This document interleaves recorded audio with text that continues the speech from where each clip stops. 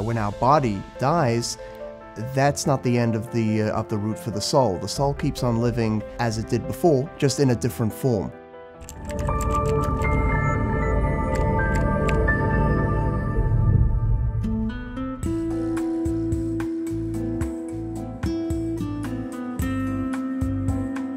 Does Judaism believe in reincarnation? The Jewish concept of reincarnation doesn't involve the soul wandering aimlessly around. It's based on the concept of every soul coming to this world with a to-do list of things that it needs to achieve.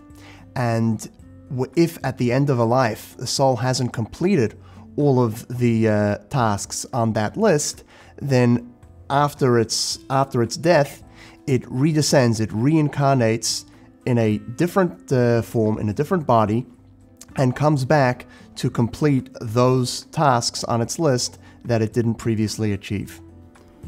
Does Judaism believe in heaven? The Jewish concept of heaven is a completely spiritual experience. After death, the soul is released from the physical body, and it rises up to a spiritual plane in which it has an intellectual and emotional experience of godliness. The level that the soul reaches within this heaven paradise experience is dictated by the level it reached during its life in this world. So a person that achieved a higher level of spiritual refinement in the earthly life will be capable of a higher level in the world to come in paradise.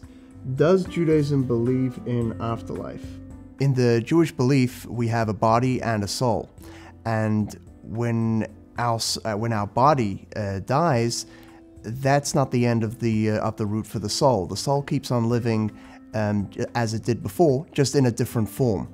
So after life in this world, when the physical body falls away, the spiritual soul rises back up, and it has an experience that mirrors or is dictated by the type of life that it led when it lived within the physical world. After someone dies, can they still hear you? Human relationships don't just end with death, because the human relationship is not only based on a genetic or a physical connection. The souls of relatives are also related. So after a person dies and they transition to a spiritual plane of existence, the relationship remains, it just takes a different form. After a loved one passes, they are still very much aware and in tune with the experiences of those people that they have left behind. They feel for us, and they care for us. After someone dies, can you feel their presence?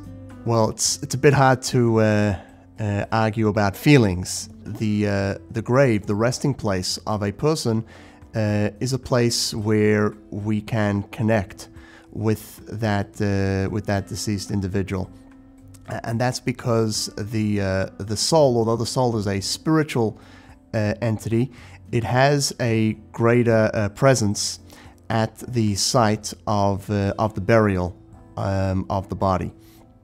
So that's a place where a person can feel a greater connection, a sense of presence of the deceased. And I think we can also feel the presence of the deceased when we engage in those same good deeds that they were passionate about and cared for. After someone dies, do they become an angel? No, a human being doesn't become an angel. There are some similarities because after death, what remains of us is our soul, and that's a spiritual entity in the same way that angels are. But the soul is very different from an angel. Angels are spiritual entities that are locked into a certain state of existence.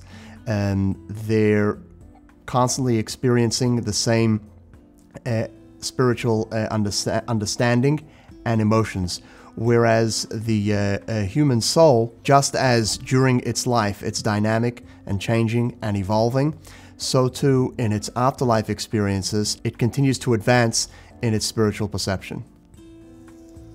After someone dies, do they go straight to heaven?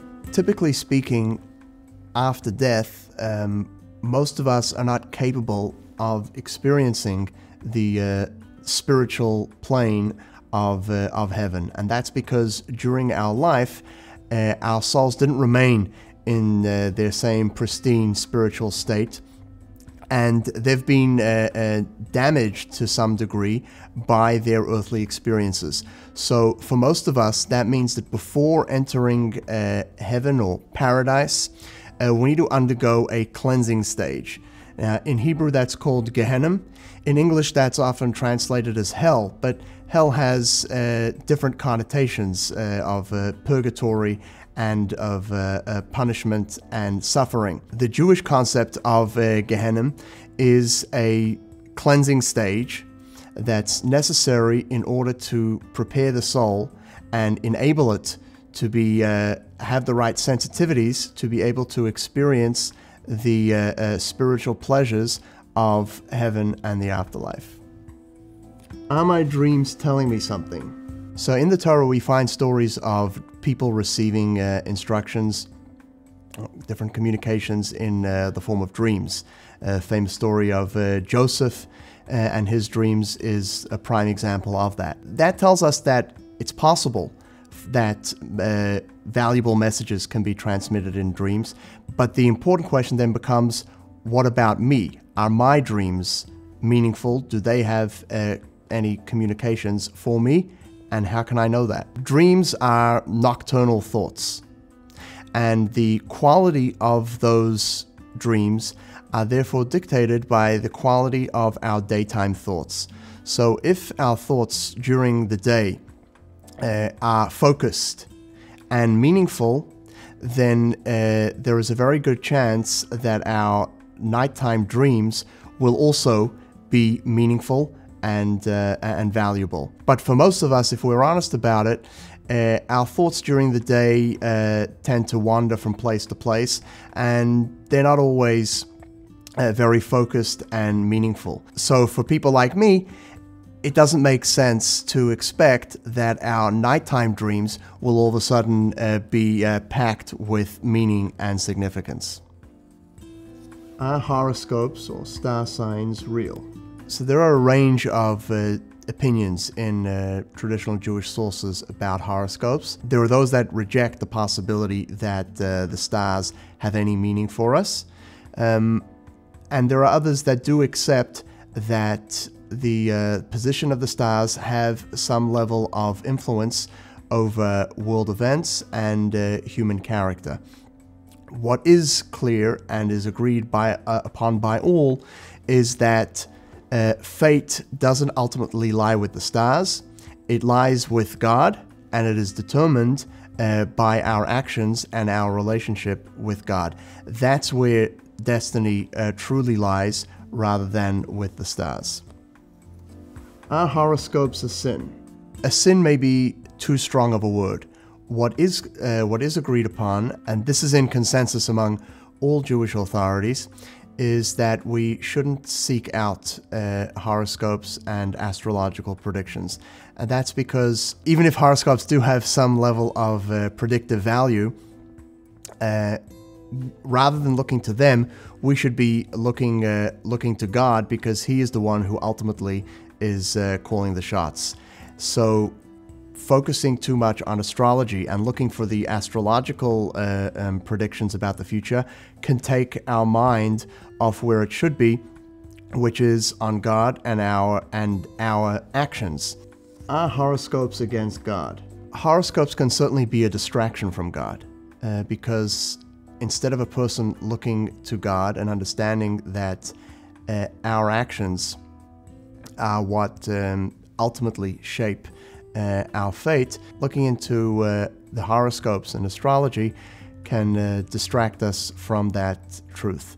And that's why, practically speaking, there's a consensus in Jewish sources that we shouldn't look into horoscopes. Whether or not they may have some validity, we should ignore them and focus ourselves on God and our actions.